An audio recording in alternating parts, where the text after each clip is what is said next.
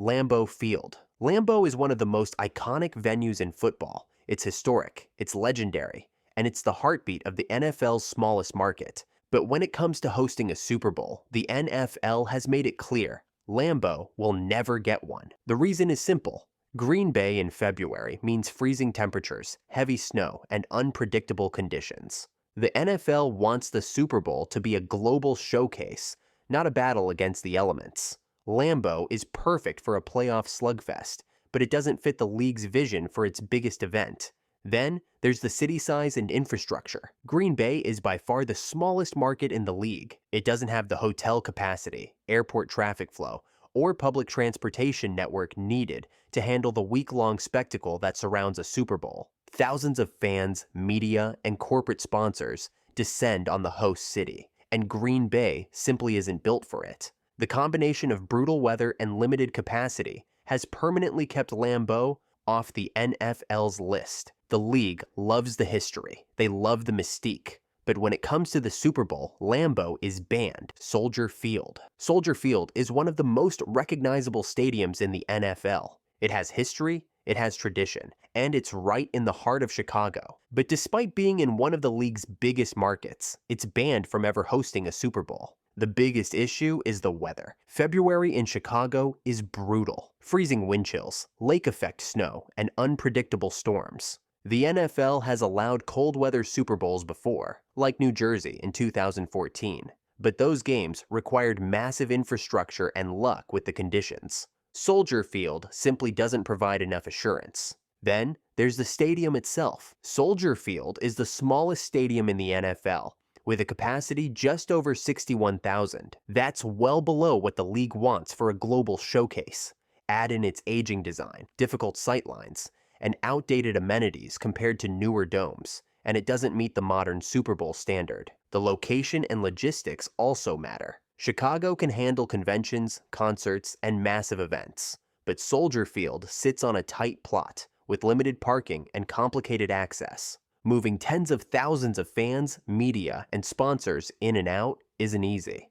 The NFL prefers stadiums with smoother transportation options and more flexibility. Gillette Stadium. Gillette Stadium is no stranger to Super Bowls, but when it comes to hosting the Super Bowl itself, Gillette is off the table. The main reason is the climate. February in Foxborough means snowstorms, freezing rain, and single-digit temperatures. The NFL has experimented with cold weather Super Bowls, like New Jersey in 2014, but it prefers controlled environments for its biggest game, a snow globe. Super Bowl sounds fun for fans at home, but for the league's sponsors, media, and corporate partners, it's a nightmare scenario. The second problem is location. Gillette isn't in Boston, it's in Foxborough, about 30 miles outside the city. That distance makes the logistics difficult. Hotels, airports, and major event spaces are all centered in Boston, but moving tens of thousands of visitors to and from a suburban stadium is a headache the NFL doesn't want for its showcase event. Finally, there's stadium design.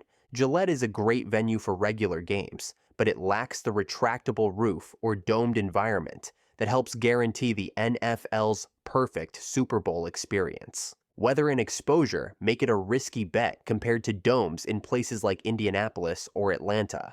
By the way, I'm going to be posting a lot here, so it would mean a lot if you subscribed and dropped a like for the algorithm. Mile High Stadium. Mile High is one of the most unique venues in the NFL. The altitude, the fan energy, and the backdrop of the Rockies make it an iconic football setting. But for the Super Bowl, the NFL has never considered it, and likely never will. The biggest obstacle is the weather. Denver in February is unpredictable. Some years it's mild, but others bring snow, ice, and bitter cold. The league doesn't want to gamble on conditions that could derail its showcase game. Cold weather Super Bowls are the exception, not the rule, and Mile High doesn't offer a roof or dome to mitigate the risk. The second factor is altitude. At 5,280 feet, Denver's elevation can affect everything from player conditioning to the flight of the football. While that's part of what makes home field advantage so strong during the regular season, the NFL doesn't want its biggest event played under conditions that change the nature of the game. There's also the logistics. Denver is a solid sports city, but it doesn't have the same hotel capacity, entertainment districts, and infrastructure scale that cities like Miami, New Orleans, or Los Angeles provide. Paul Brown Stadium. Paul Brown Stadium, now renamed Paycor Stadium, is a modern waterfront venue with a strong design and one of the better sightline setups in the league. But when it comes to hosting a Super Bowl, Cincinnati has never been in the conversation, and the stadium is effectively banned. The first reason is the weather. February in Ohio means snow, freezing rain, and ice. The NFL avoids putting its showcase game in open-air cold-weather stadiums without a roof. Paul Brown doesn't have one, which immediately disqualifies it under league standards. The second factor is market size and infrastructure. Cincinnati is a passionate football town, but it's one of the league's smaller markets. It doesn't have the hotel space, convention capacity, or entertainment footprint that Super Bowl week demands. The NFL uses the game not just for football, but for corporate hospitality, tourism, and global media, and Cincinnati doesn't check those boxes. Then there's competition. The Midwest already has nearby domed options like Indianapolis and Detroit, which meet all the NFL's hosting criteria. As long as those cities are available, Cincinnati won't be considered. Heinz Field. Heinz Field, now called Acrisure Stadium, is one of the most intimidating home field environments in the NFL. It's tough, loud, and famous for its swirling winds that make kicking a nightmare. But when it comes to hosting a Super Bowl, it's been effectively banned from consideration. The primary issue is, you guessed it, the weather. Pittsburgh in February means freezing temperatures, snow, and unpredictable wind off the rivers. The NFL has made it clear that Super Bowls in open-air cold-weather stadiums are a rare exception, and Heinz doesn't have a roof to shield the event from those conditions. Another factor is stadium design and amenities. Heinz Field was built as a football-first venue.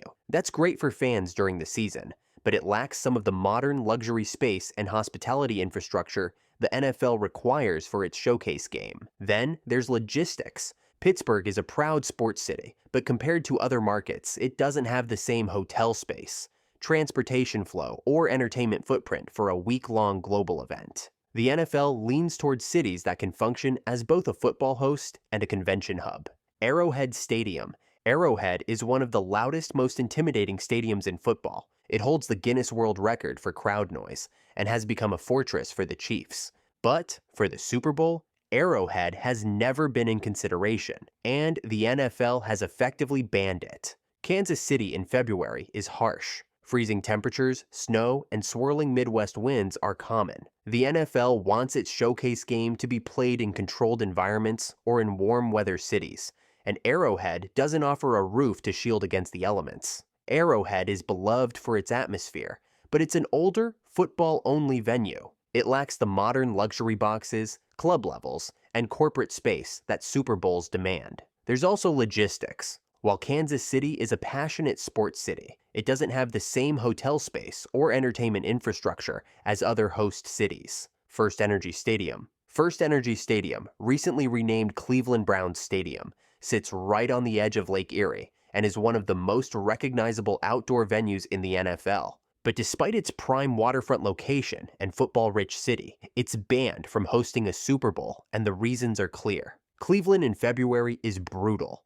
Lake-effect snow, icy winds, and freezing temperatures are the norm. Cleveland is a passionate football town, but compared to traditional Super Bowl hosts, it lacks the scale of hotel rooms. The NFL views the Super Bowl as a corporate convention as much as a football game, and Cleveland doesn't fit that model. There's also stadium design. Built in 1999, FirstEnergy was designed as a functional football venue, not a luxury showcase.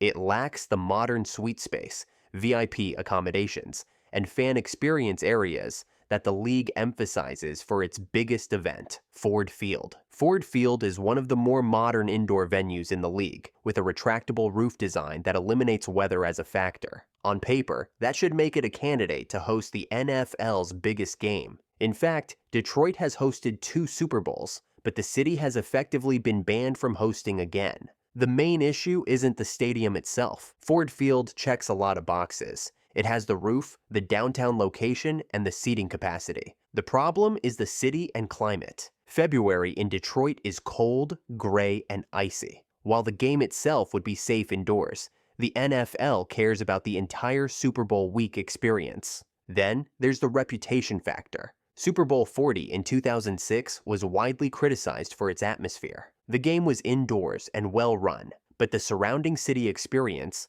the weather, the entertainment, and the overall vibe was considered underwhelming compared to other host cities. The NFL remembers that, and it plays a huge role in why Detroit hasn't been given another opportunity. TIAA Bank Field. Jacksonville got its one shot at hosting a Super Bowl in 2005 with Super Bowl 39. The game itself went smoothly, but the experience around it made sure the city never got another chance. The biggest issue was infrastructure. Jacksonville didn't have nearly enough hotel rooms to handle the flood of fans, media, and corporate sponsors that come with a Super Bowl. To compensate, the league brought in 5 cruise ships to dock in the harbor and serve as floating hotels. It worked, but it became a running joke and a black mark on Jacksonville's hosting resume. Then there's the market size. Jacksonville is the NFL's smallest market city. It doesn't have the same entertainment footprint as other cities. The NFL doesn't just want to host a game, it wants to host a global event, and Jacksonville came up short. The stadium itself, while solid for Jaguars games, isn't enough to offset the logistical shortcomings. Despite renovations, TIAA Bank Field lacks the luxury suites, modern amenities, and surrounding infrastructure of the league's preferred venues. The weather in Florida was supposed to be the selling point, but even that backfired. Super Bowl 39 week was hit with cold, rainy conditions that dampened the citywide experience. For all those reasons, Jacksonville's one Super Bowl became its last. The NFL checked it off the list and then effectively banned it from hosting again. FedEx Field. FedEx Field has long been considered one of the least Super Bowl ready venues in the NFL,